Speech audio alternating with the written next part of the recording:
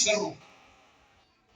እዚህ አንደኛው ከአንደኛው የማይግባባበት ትልቅ ልዩነት ፈጠሩና ኢየሩሳሌም ሄደው ቤተ መቅደስ ውስጥ አይሰግዱም። ሰሜን እስራኤል የሚያመልኩት በየኮረብታው የቆመ ጣዖት ነው። የለዘበ ድንጋይ የተጠረበ እንጨት ነው። ይህን ነበር የሚያመልኩት እና ከሰሜን እስራኤል ተለይቶ እግዚአብሔርን አመልካለሁ የሚል የእግዚአብሔርን ሕዝብ እመራለሁ የሚል ሕዝቅያስ የሚባል ንጉሥ ነበር። ሁለት በደል በደለ በአንድ ወቅት። ሁለት በደል ያልኩት እኔ እንዳልኳችሁ የትምህርታችን ዋና ዓላማ ሕዝቅያስ ስላልሆነ ነው። መግቢያ ነው። ሕዝቅያስ የይሁዳ ንጉሥ እስራኤል የደቡብ ክፍል እስራኤል የደቡቡን ክፍል የሚገዛው የእስራኤል መሪ ይሄ ማለት ነው። እስራኤል የወል ስማቸው የጋራ ስማቸው እንደሆነ እናስብና በዚህ ምክንያት ሁለት በደሎች በሰራ ጊዜ እነዚህ በደሎቹ ምንድናቸው ብለን በጣም የሚገርሙ በደሎች አሉ። ሕዝቅያስ በአንድ ወቅት ታመመ። ታውቃላችሁ፣ በጸና ታሞ ነበረ በጣም እና እግዚአብሔር አዳነው። ብዙዎቻችሁ ታውቁታላችሁ። ስንት ዓመት ጨመረው? ዕድሜህ ተቆርጧል፣ ቤትህን አስተካክል ከተባለ በኋላ ስንት ዓመት ተጨመረ? ሕዝቅያስ የምታስታውሱ ሰዎች 15 ዓመት ተጨምሮለት ነበር እና የባቢሎን ንጉሥ መልእክተኛ ላከ። ምን ብሎ ላከ? እንኳን እግዚአብሔር አተረፈህ ታመህ ነበረ ብሎ የእንኳን ደስ አለህ መልእክት ላከ። ይህን ጊዜ መልእክተኞችን ከባቢሎን የመጡ ሌሎች እንግዶችን ሰበሰበና ንጉሥ ሕዝቅያስ ምን ማድረግ ጀመረ? እንዲህ የሚል ቃል አለ። በዚያም ወራት የባቢሎን ንጉሥ የባልዳን ልጅ መሮዳክ ባልዳን ሕዝቅያስ እንደታመመ ሰዎች ሰምቶ ነበርና ደብዳቤና እጅ መንሻ ወደ ሕዝቅያስ ላከ። ሕዝቅያስም ደስ አለው። ግምጃ ቤቱን ሁሉ ብሩንና ወርቁን ቅመሙንና የከበረውን ዘይት መሳሪያ ያለበትን ቤት በቤተ መዛግብቱም የተገኘውን ሁሉ አሳያቸው። ልብ በሉ፣ መሳሪያ ያለበትን ትጥቅ ያለበትን ያው በዘመኑ የነበረውን ጎራዴ፣ ስለት፣ ምናምን ወንጭፍ አሳየ ማለት ነው። ልክ ዛሬ የዘመኑ ነገስታት የሆነ ዘመናዊ የሚባለውን ያው ጨርሰን የማናየውን ግን ይሄም አለኝ ብለው በሚዲያም በአካልም እንደሚያሳዩ ማለት ነው። ይህን ያህል ጦር አለኝ ብሎ ሌሎችን ለማስፈራራት አንድም ደግሞ ተባባሪ ለማግኘት እኔ ኃያል ነኝ፣ ከኔ ጋር ብትተባበሩ ክብር ታገኛላችሁ፣ ከኔ ጋር ብትጣሉ ደግሞ ይሄው የምታዩት መሳሪያ እናንተ ላይ ያልቃል ብሎ ለማስፈራራት ግምጃ ቤቱን አሳየ፣ የጦር ኃይሉን አሳየ ማለት ነው። ለካ እግዚአብሔር አልወደደለትም። አንተ ከአልጋህ የተነሳኸው ከበሽታ የተፈወስከው በገንዘብህ ነው ወይ? በሀብትህ ነው ወይ? ባለህ ትጥቅ ነው ወይ? በሽታህን ጥለህ በጤና የቆምከው አለና እግዚአብሔር አዘነበት። ልክ በራሱ ጥበብ እንደዳነ በራሱ ስልጣን እንደዳነ እግዚአብሔር አዳነኝ ብሎ መመስከር ሲገባው እግዚአብሔር ደረሰልኝ ቤትህን አስተካክል ብሎ እሱ በተናገረ ጊዜ ቤቴን ማስተካከል ባልችል እሱ ራሱ አስተካከለኝ ብሎ መናገር ሲገባው የጠመመውን ሕይወቴን እሱ ራሱ ሰራልኝ፣ እኔ ራሴን መስራት ባልቻልኩ ጊዜ እሱ ራሱ ሰራኝ ብሎ ስለ እግዚአብሔር መመስከር ሲገባው ምስክርነቱን የታደረገው የጦር ግምጃ በማስጎብኘት ላይ ጨረሰው። እግዚአብሔር በዚህ አዘነ። ሁለተኛ ኃጢአቱ ምን መሰላችሁ? ይሄ አንድ ኃጢአት ነው። ሌላም ኃጢአቶች አሉ እንዳልኳችሁ ርዕሰ ጉዳያችን አይደል። ትንቢተ ኢሳይያስ ምዕራፍ 31 ቁጥር 1 ጀምሮ ትንቢተ ኢሳይያስ ምዕራፍ 31 ቁጥር 1 ጀምሮ እንዲህ የሚል ቃል አለ። ስለ እርዳታ ወደ ግብፅ ለሚወርዱ በፈረሶችም ለሚደገፉ ስለ ብዛታቸው በሰረገሎች እጅግ ብርቱዎችም ስለሆኑ በፈረሰኞች ለሚታመኑ ወደ እስራኤል ቅዱስ ለማይመለከቱ፣ ወደ እስራኤል ቅዱስ ማለት ወደ እግዚአብሔር ማለት ነው። ወደ እግዚአብሔር ለማይመለከቱ እግዚአብሔርን ለማይፈልጉ ወዮላቸው አለ ነቢዩ ኢሳይያስ። ስለ እርዳታ ወደ ግብፅ ለሚወርዱ ምን ማለት ነው? ሕዝቅያስ ከአሦር ንጉሥ ከአሦር ንጉሥ ከሰናክሬም አንዳች ትንኮሳ ወረራ ቢመጣብኝ ከግብፅ ጋር ህብረት እፈጥራለሁ ብሎ ከግብፅ መንግስት ጋር ስምምነት ሊፈጥር ፈለገ። ከምን ጋር አልኳችሁ? ከግብፅ ጋር ሳይሆን ከግብፅ ምን ጋር? ከግብፅ መንግስት ጋር። ተመልከቱ፣ መጀመሪያ ካልጋ ያነሳው የእግዚአብሔር መንግስት ነው፣ የግብፅ መንግስት አይደለም። 15 ዓመት የጨመረው የእግዚአብሔር መንግስት ነው፣ የባቢሎን መንግስት አይደለም። ግን አሁን ለአደጋ ጊዜ ይሆነኛል የሚለው እግዚአብሔርን አይደለም። ነቢዩ ኢሳይያስ እንደተናገረው ስለ እርዳታ አለ።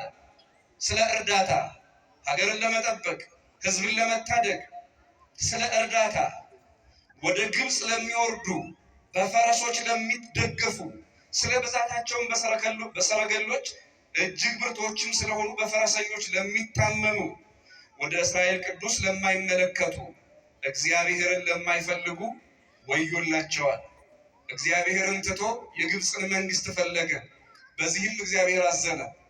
ስለዚህ በእነዚህና በመሳሰሉ በደሎቹ ምክንያት እግዚአብሔር ሕዝቅያስ የተባለ ማን ነው?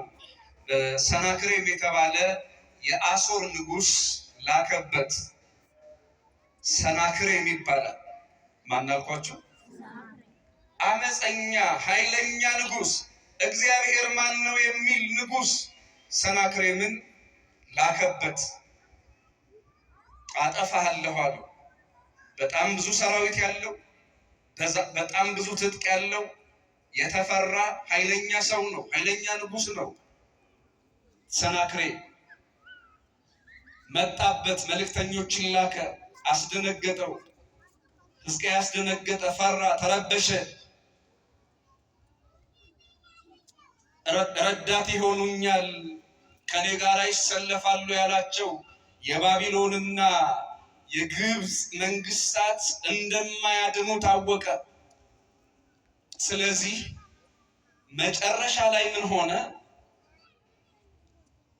ያ ሰናክሬምም ይሄንን ሕዝቅያስን እንዲሁ መጥቶ በእጁ ማድረግ ሲችል ሕዝቅያስን ትቶ ሕዝቅያስ አምነዋለሁ የሚለውን እግዚአብሔርን መሳደብ ጀመረ። አንተ በግብፃውያን ነው የተማመንክ አለ ሕዝቅያስ። ማን ነው? ሰናክሬም። የግብፅ መንግስት ያድነኛል ብለህ ነው? አያድንህም። ባቢሎናውያን ያድኑኛል ብለህ ነው? አያድንሁም። ነቢያት በሰማይ አለ የሚሉ አንድም ቀን አይተህ ወይም የማታውቀው አምላክ ያድነኛል ብለህ ነው? አያድንህም። የሰማይ አምላክ የምትለው የሸምበቆ ምርኩዝ ነው። እግዚአብሔር ማን ነው ብሎ በእግዚአብሔር ላይ ተገዳደረ። ይችን ጠባብ መንገድ ደግሞ ሕዝቅያስ ሊጠቀምባት ፈለገ። ብልጥ ሰው ነው።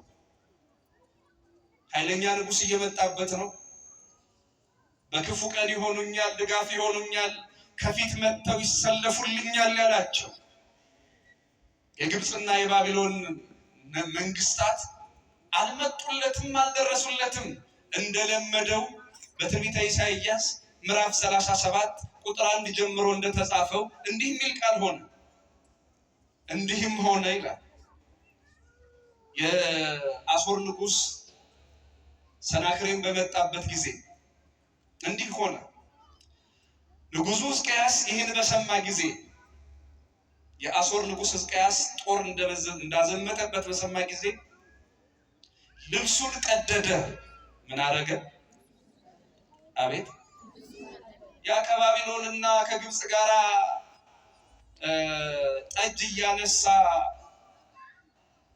የወቅቱንም ዘመናዊ መጠጥ እየጠጣ ጮማ ሲቆርጥ ጠጅ ሲጨልጥ የነበረ ንጉሥ አጠገቡ ማንም እንደሌለ ሲያይ የተማመናቸው ሰዎች እንደከዱት ሲረዳ ባያምነው እንኳን የሚታመንለት አምላክ እንዳለ ከመሸ በኋላ ገባው። ስለዚህ በሰው መደገፉ፣ በሰው መታመኑ ለጠላት አሳልፎ እንደሚሰጠው ገባውና ቶሎም ጥፍጣፊ ጊዜውን ተጠቅሞ ልብሱን ቀደደ፣ ማቅም ለበሰ፣ ወደ እግዚአብሔርን ቤት ገባ። ወደ እግዚአብሔር ቤት ገብቶ መማፀን ጀመረ። አሁን ካለፈው ስህተቱ የተማረ ይመስላል ንጉሥ ሕዝቅያስ። ስለዚህ ከዚህ በፊት በቤተ መቅደሱ አልቅሶ እንባው የታበሰለት እድሜው የተጨመረለት ሰው ነውና ዳግም ወደ ሰማይ አምላክ ወደ እግዚአብሔር በጸለየ ጊዜ ታሪኩ ሲያጠር እግዚአብሔር እንዲህ አለ፣ ስለ አንተ አይደለም፣ አንተ በደለኛ ነህ። እግዚአብሔርን ትተህ በግብፃውያን የተማመንክ፣ እኔን ትተህ በባቢሎናውያን የተማመንክ፣ በግምጃ ቤትህ በጦር ኃይልህ የተመካ ነህ።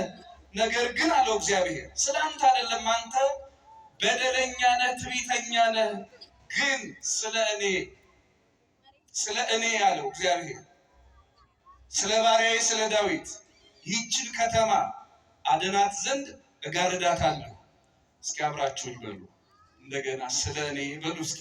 ስለ እኔ ስለ ባሪያዬ ስለ ዳዊት ይህችን ከተማ አድናት ዘንድ እጋርዳታለሁ። ይህችን ከተማ አድናት ዘንድ ምን እላለሁ? እጋርዳታለሁ።